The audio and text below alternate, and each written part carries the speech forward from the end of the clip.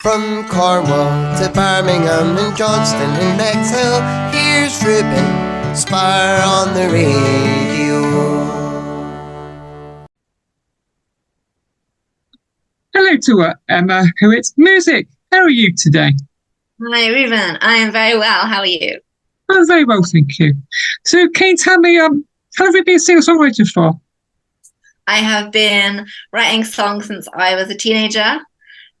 Since I first ever found an acoustic guitar that I think was my mom's originally.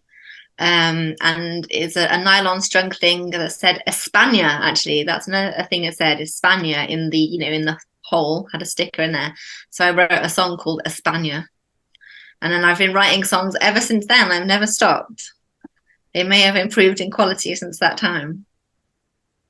So talking about quality, can you tell me more about your debut album called I'm Being Followed by a Statue?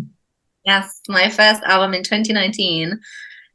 So I decided in 2019 to put an album out because I realized that no one knew that I was a songwriter, even though I had written a great number of songs because I had not actually released them. So I recorded I'm Being Followed by a Statue at home in my little home studio.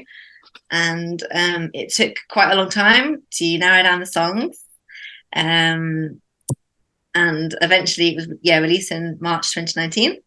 And that was how it all started. There's a lot of progress from then till now, but I'm still really proud of that first album and getting that out there finally. So what was it like going into the recording studio? Because you've done your first album at home. So what was that like? Well, I've been in the recording studio for the first time when I was about 18, I think, maybe 17. And it was a really great experience because when you go into a studio, you've got all these channels and tracks. And what I'd always been looking for since I was, just started out recording when I was younger, was I didn't have a computer that could do it, or I didn't have the knowledge to do it. So being able to go to a studio and be able to record multi-track vocals and things like that was really exciting. I'd been using mini disc recorders and stuff when I was at school and trying to work out how to use it because no one at my school knew how to use it. So yeah, going into the studio for the first time was like, yes, finally You cracked it. So can you tell me more about your debut single called I'll Do My Own Stunts? Yes, so I'll Do My Own Stunts was the first single I think after I'd released the first album.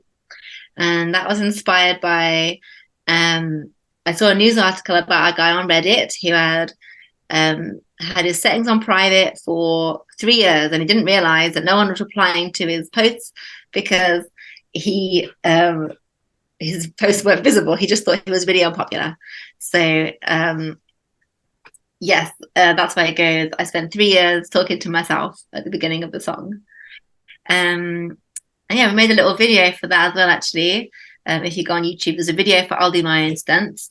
And it's me leaning out of, in fact, my office room window, which is on the first floor. It's not like the ground floor. And at the end, I jump out of the window. So there's that to look forward to. So can you tell me more about Hug?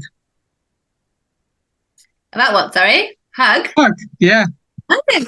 Yeah, so that was a song that I wrote during lockdown. And I suppose a lot of people wrote songs during lockdown about lockdown. But it was about seeing people again after we get out of lockdown and how grateful we were all going to be able to see our friends and give them a hug, and how strange it was going to be. And then it was strange. And now I think we've sort of forgotten about all that and how weird it was. But that was sort of my little sort of sad ballad, really. But I'm quite proud of that song. It's a bit weird. It's got like a weird bass line and a weird harmony. That was, I think everyone had a lockdown song, and that was mine. So recently it was Christmas. So can you tell me more about Christmas Lullaby? Christmas Lullaby, yeah. So it wasn't last Christmas. It was Christmas before it came out. And I wanted to write a Christmas song. And Christmas songs are very formulaic. They always have bells, and they always have that like downward scale, like, da, da, da, da. So I wanted to make a Christmas song that wasn't quite that formulaic. So I wrote a sort of sad Christmas song about seeing someone that you used to know at a party and then remembering how you used to spend Christmas with them. And it's just a really pretty Christmas song, and every Christmas I'm going to push that. And one year maybe we'll get picked up by Strictly Come Dancing. You never know. Never know. So, the next year. Yeah. So, can you tell me the things that you don't say? Yes, the things that you didn't say came out, I think it was January or early 2022. That song, I was doing a challenge for Cancer Research UK because a family member was very ill. And I wanted to do something, I wanted to feel useful. So I wrote the song, and my good friend played amazing guitar on it, Mr. Julie. And it's a real like upbeat rock song, but it's about your actions speaking louder than your words. People quite often don't know what to say to people when they're very ill, or like when, it's an awkward conversation to have. So it's about letting people know that you care about them without having to say, I care about you, kind of thing. And we did raise over £1,000 for Cancer Research, and the royalties from that song were still going to Cancer Research, and they will do forever. So if people listen to that song like 100,000 times, Cancer Research might get like about a tenner given Spotify's record for paying royalties. But yes, all royalties forever from that song will go to Cancer Research UK. A good charity to support. Yes, agreed. So, can you tell me more about your album released in 2002 called Super Awkward? Super Awkward. Yes, Super Awkward is my pop album, the difficult second album. It wasn't that difficult because I had already written a lot of songs for it. It's a very upbeat pop album, sort of based around the fact that I, as a human, am super awkward, proudly, always just saying the wrong thing at the wrong time. It's just full of upbeat pop songs.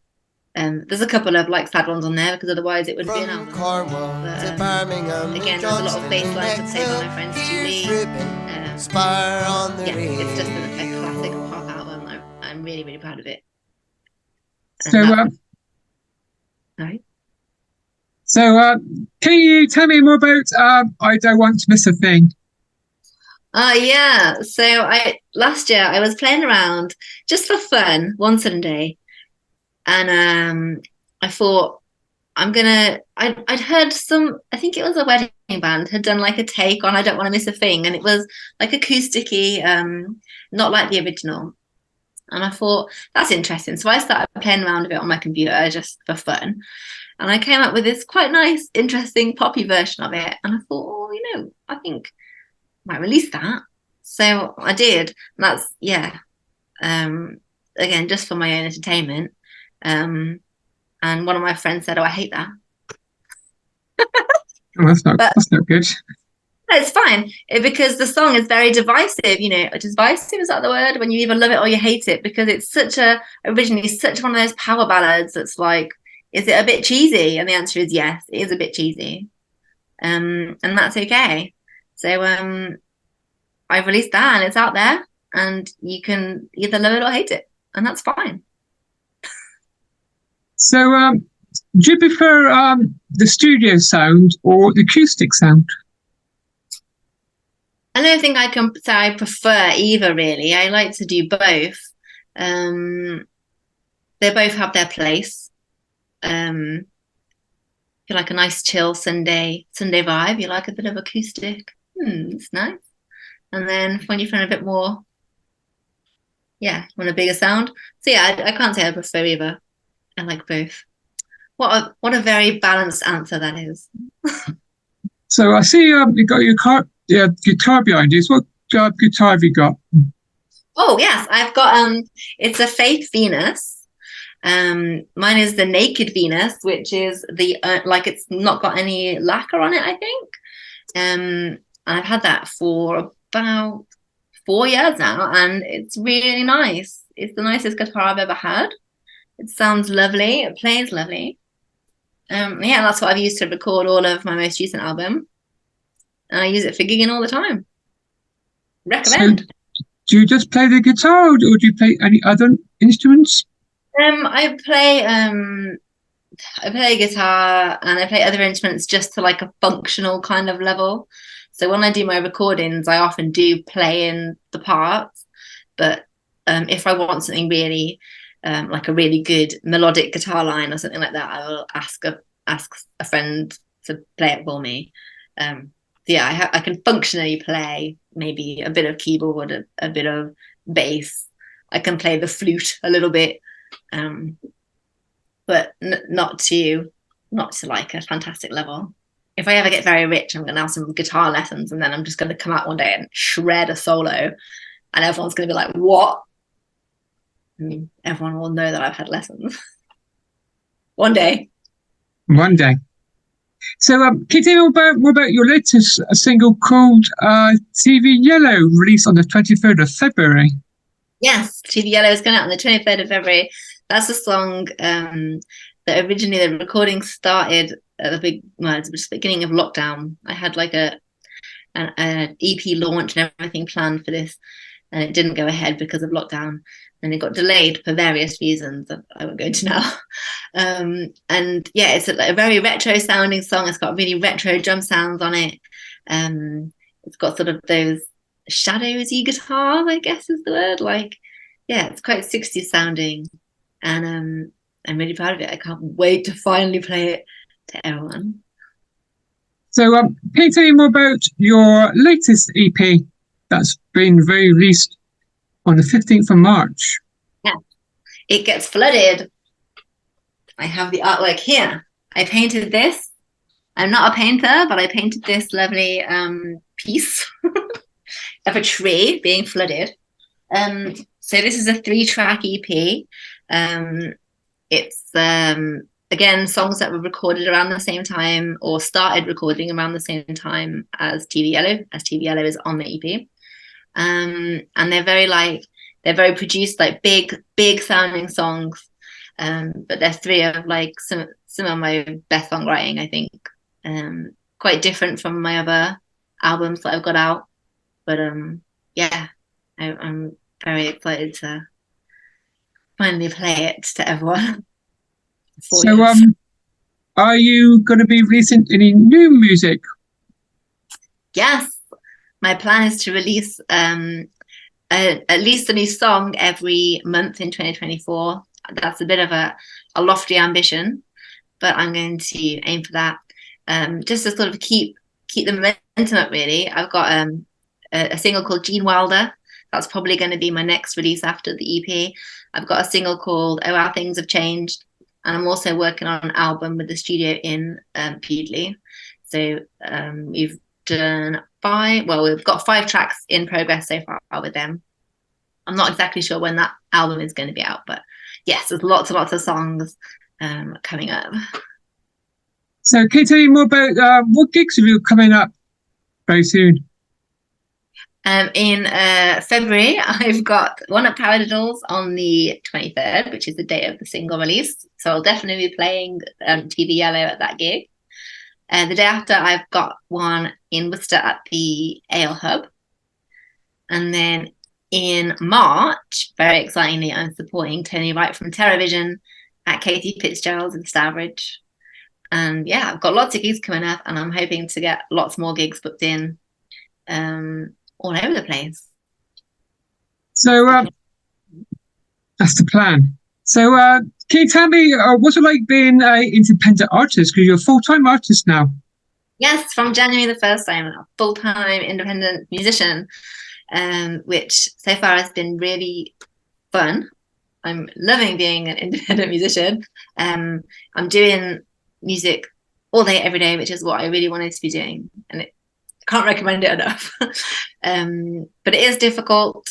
It's especially I suppose with all the social media and stuff like that. It's not just writing the music and recording the music and releasing the music anymore. It's doing all the making reels and doing posts and all this other kind of stuff as well. So I'm a bit of a literally a one man band. But yes, I wouldn't swap it. I'm loving it. So, can you tell me more about your Patreon and your Bandcamp? Yes, so I started a Patreon page last year. I started it just after Glastonbury Festival, and I think one of my first posts was about the experience of playing at Glastonbury Festival. I did a really long blog post. It took me like 2 days to write it, yes, there's a lot of blog posts and behind the scenes stuff. I post songs that didn't get put on albums. I post demos of songs that are coming up. I posted lots of behind the scenes pictures and things from when I was like a teenager, being a goth and all that kind of thing. There's polls on there so my patrons can decide or help me decide artwork or even like outfits and things like that. So it's a really nice interactive platform for extra in-depth behind the scenes kind of stuff if you're interested in all that. And I guess I'm interested in what goes into being a full-time musician, whether or not I be a success, which I will, of course. And the Bandcamp is where all my you can download if you don't use streaming services, you can download a copy of the album, or you can buy physical copies on there and merchandise on there as well. Finally, can you tell me more about your social media? Yes, I'm on all the social medias. Nearly all of them, I'm at Emma Howett Music. It's Howett with an E, so HOWETT. I'm on Instagram, Facebook, Spotify, YouTube, and now TikTok from last week. So I've been trying to think what to put on my TikTok. So yeah, find me on social media. Come and say hello. I'm very friendly and nice. Thank you for letting me chat to you today. Thank you. It's been a joy. Enjoy the rest of your day. Thank you. And you. Goodbye. Bye. Bye-bye.